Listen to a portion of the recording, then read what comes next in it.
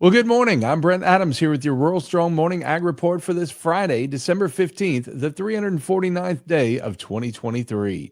Leading off the headlines this morning, farmland values in Iowa rose again, but at a slower pace than the previous 2 years. The annual Iowa State University Land Value Survey found that farmland values increased 3.7%, or $424 to $11,835 per acre. That increase follows a larger 17% increase in 2022 and a near record 29% in 2021.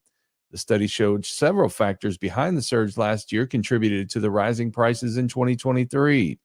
The Federal Reserve has used interest rate hikes to curb inflation rates, and future increases will continue to slow the growth in farmland values, but not immediately. The Iowa State study says that it will take a couple years for interest rates to be reflected in farmland values. The impact of the aggressive rate hikes in 2022 is expected to be felt more strongly in 2024 and beyond. That will mean more modest growth or land prices ahead. Well, Iowa Senator Chuck Grassley says things must change between the Ag Committee's two leaders and the two parties if the new year is to see a new farm bill. Grassley sees more trouble ahead for Farm Bill efforts next year if the two sides and the chair and ranking member remain dug in on their positions. What I've observed in the last 6 months is resistance by Democrats to putting more farm in the Farm Bill, which basically means increase in reference pricing. And secondly, mostly an issue between Stabenow and Bozeman, is this issue over if you save money in one title, you can't spend in another title. That leads Grassley to conclude, and until those things are worked out, and I don't believe they've been worked out, we aren't going to make any progress in the Senate. Grassley joined House conservative Chip Roy of Texas in a letter to House and Senate leaders stressing the need to pass a 5-year farm bill.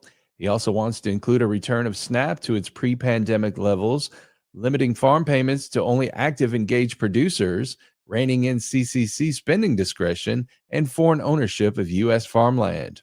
Grassley also backs a move by the House to reinstate whole milk removed from the school lunch program in 2012. The Senate has a similar bill. This whole school lunch program is built around forcing people to eat things that they don't want and wasting a lot of food. And we ought to let people drink the milk they like. Back on the farm bill, Grassley agrees with a push by Washington State Representative Dan Newhouse to limit states' power to regulate pesticide labels beyond EPA's rules.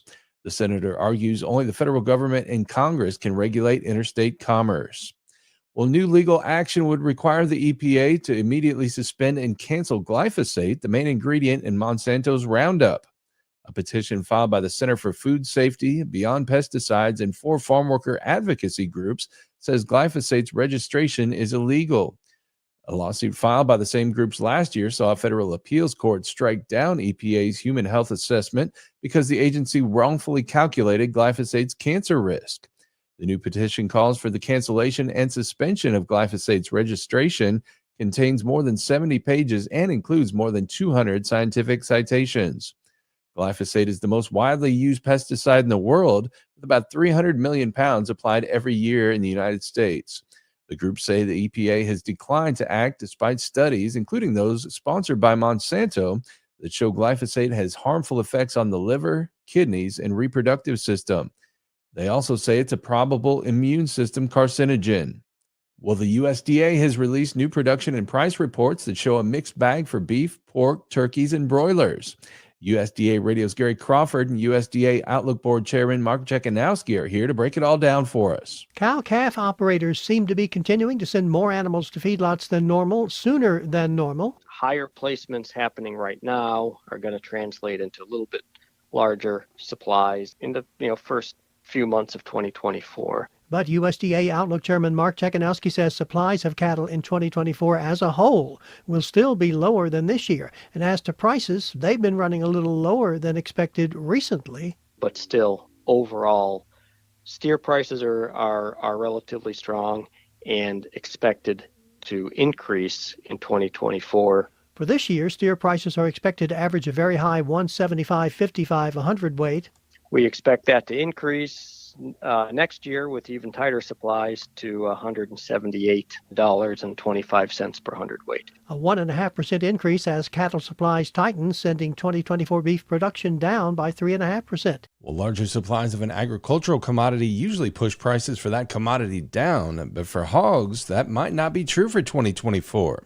Here again is Gary Crawford. What are the market prospects for the nation's pork producers? There isn't a lot to say about pork right at this point. By that, now, USDA Outlook Chairman Mark Chekhanowski says his team of analysts don't want to change the basics of their previous pork-related forecasts until after USDA releases its quarterly hogs and pigs inventory report. That comes on the 22nd.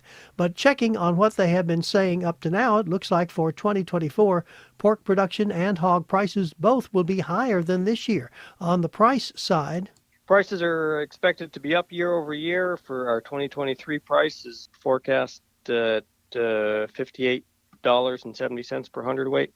That's expected to increase to $60 per hundredweight in 2024.